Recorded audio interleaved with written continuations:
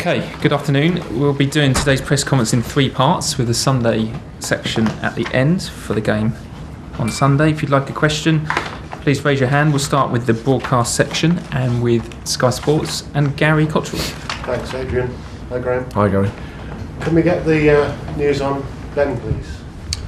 Yeah, he's going to go for a scan later on this afternoon, so we'll find out how he is then. Update tomorrow. He feels okay, but obviously aware of the injury, and we need to let the swelling settle down, and hence the delay with the scan. But we'll know more after that. I mean, you know about injuries, experienced enough to know. Not a doctor, obviously, and he knows his own body. Does he fear the worst, do you think? Do you fear the worst? I wouldn't say fear the worst. It's just we all saw the nature of the injury. This doesn't look I can't say it looks positive, but again, until we get the scan, it's difficult to say.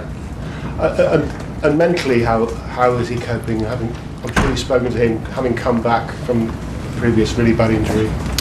Yeah, I mean, he's okay, but I suppose until you get the diagnosis, and then at the moment we're just hopeful and fingers crossed, and then from there we see how to get him back fit and strong. I mean, it's disappointing, of course. And his teammates around him, having seen this happen, do you think there's any fear of other players who are looking forward to the World Cup thinking twice before they put in the kind of effort that he put in on Wednesday night? Well, I don't think it's fear. I just think it's part of the challenge. That's how it is. I mean, it's very difficult to play, Premier League football or Champions League football and go at it half-hearted. That's pretty much impossible. And then at the same time, there's a World Cup a couple of weeks away. So it's a tricky position for everybody. Just while we're on injuries, is there any update from Dubai at all? No updates. So a big game, if selected, for Pierre-Emerick Aubameyang. Yeah, it's a big game. It's a London derby. It's two good teams, I think. Arsenal are doing really well.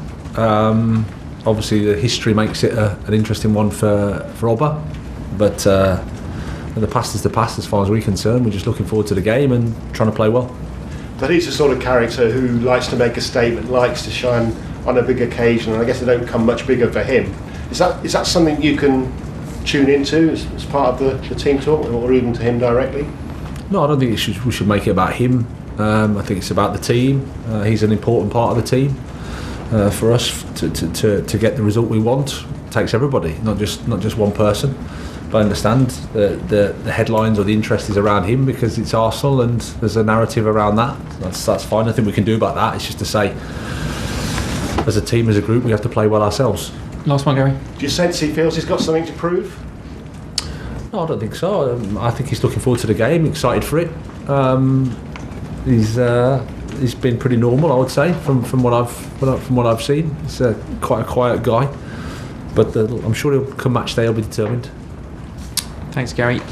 Alice, PLP. Thank you. Hi, Graham. Hi. As you say, a big game to come this weekend against Arsenal. After your last league outing, you said that you felt that your players failed to match the intensity of Brighton at times.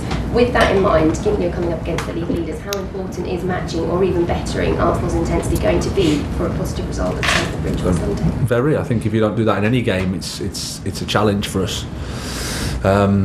It was I would say a unique situation the weekend, and now we have to learn from that and be ready for, like I said, a London derby. It's a special game. It's an exciting game. We have to be ready to play the football that can get us a result. Yeah, we've been hearing plenty of talk about fairly congested fixture lists leading up to the World Cup. You yourselves played on Wednesday night, Arsenal in Europa League action on Thursday night. Given that, how beneficial is that extra 24 hours of preparation time and recovery time, I guess, going to be for your players leading into Sunday? Yeah, the fact that we've all been playing so much, it's almost like rearranging the deck chairs on the Titanic to a certain extent. It's not that, I don't think it's that big a deal, but it's helpful in a way. It's an extra 24 hours. We take what we can at this part of the season. So I don't think it has any impact on anything. We're all used to the quick turnaround. We're all used to short space in between games. but any time you have to use it well. You've lost only one of your 11 games since joining the club, but I know you said recently the fact that you're only 90 minutes away from a crisis, given the calibre and the size of a club in Chelsea. Perspective, of course, key, but would the flip side be that you're only 90 minutes away from reminding people, if they need reminding, of your top 4 credentials and even title hopes? Well, it's the glass is half full or half empty, and you know the job, we know the noise. We're disappointed in the weekend because we didn't play well and we lost the game. So then, you know, it's all about the response. It's all about doing better. The boys have done that really well. Good performance against Zagreb. Trained well. So we have to take that into Arsenal. It's as I said before, tough game, but an exciting game. Yeah, very exciting. You currently sit 3 points off Newcastle in 4. You play them, of course, next weekend in your final game before the World Cup. How key will entering the winter break be in the top 4 if you can be? Well, that's what we'll try to do, absolutely. I mean, as you said, we've got a big week, 2 big games in the league, and then a cup match in between, so a massive week for us, exciting week. So we have to just focus on the next one. To be honest, with the greatest respect to Newcastle, we just focus on Arsenal, don't think about anything else, just focus on that game, try our best to win. You need to compete, you need to do everything you can to win the football match, but that's what we'll try to do. Last one, Alice, please. Yeah, finally from me then. You're almost 2 months into your role here at Chelsea. How do you assess the job you've done so far and how things are going? How would I assess? Well, objectively, it's been 7 wins, 3 draws and a defeat. A lot of games in a very short space of time. So actual training time very limited. Getting to know the players all the time. Really happy with the response in terms of how the group's been. Understanding them more and more. Performance-wise, we can do more and we can improve, and that's exciting. But at the same time, when you understand the mess of the fixtures and the injuries that you have as well along the way, and all the challenges that it all brings, we've done okay, but room to improve, I would say. All the best for Sunday. Thank you. Andy, BBC. Graham, Arsenal had the disappointment at the end of last season, missing out on the Champions League. What have you made of what Mikel's done to push them on to get them off to such a great start, leading the league? Well, they've recruited well, I think, in the summer. Zinchenko and Jesus, two good players that know what it's like to win. So they've recruited well, and they've also carried on their idea. You know, I think it's a really good example of how success can come. He's had to face some pressure, I think, from the outside. The club has stayed supportive and they've stuck with their ideas. The younger players have got more game time, so become more experienced. And as I've said before, generally the coaching process gets better the more you're working. So a combination of hard work, I'm pretty sure, from their perspective, sticking with their ideas, support from around, and good recruitment. Chelsea have had a strong record against Arsenal, particularly at home, over the last 10 years or so. I mean, do you feel any pressure to keep that going from the fans and the club? Well, I think recently it hasn't gone so well, unless I'm mistaken. So we have to do better there. That's for sure. It's as I said before, London derby. Anything can happen in the game. It's that type of occasion. But we want to be positive. We want to play well. We want to be on the front foot. We want to get the crowd involved in the game because they're our 12th player. I think it's important for us. And Raheem Sterling's played virtually every game for you. What have you made of how he's settled for Chelsea and how he's performed for you? Yeah, I think it's been a difficult time for everybody, if we're being honest, because there's been change and there's been disruption in that regard. So it isn't easy to hit absolute top form. As I said, loads of games, few injuries to key players, so the team is a bit having to recalibrate itself. But in the end, he's been a part of what we've tried to do here, and he's been part of the results that we've had. And like us all, we can improve. But again, I don't like to zoom into individuals at this stage because I think it's more of a collective challenge for us, and that's something that I'm responsible for.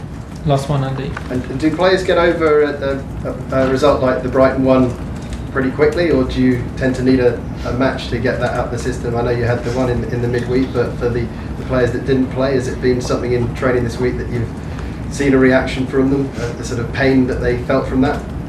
Yeah, I think so. I mean, it was a defeat we didn't like and didn't enjoy, and it'd be strange if we did. So they've responded well. Their performance against Zagreb, I think, was a solid one and a professional one, and had intensity, had enthusiasm, and everybody's trained well. Everybody's been responsible, as I've said all along. That's the impression I have of the group. Really honest and responsible group. So we're looking forward to the game. Looking forward to taking a little bit more pain away. Okay, last two in this section, Dom and then Adam to finish. Dom. Yeah, sorry, it's a bit general, this question, but by the time you kick off on Sunday, Manchester City could well be back top of the Premier League. I just wonder what you need to do as a club to bridge the gap between Chelsea and Manchester City as the dominant force of the last 4 or 5 years. Well, I would say it's lots of things in terms of aligning resources in a better way, I would say. So how we recruit, how we develop the football idea. We need probably some time in that regard because of the changes that we've been through, and it's been over a period of time as well. So probably a little bit of stability, a little bit of clever recruitment to add to what we have, to help the team, to help the group that we have, and then continuing to work on the football idea, I would say, is the main 2 areas. Okay, last question, Adam.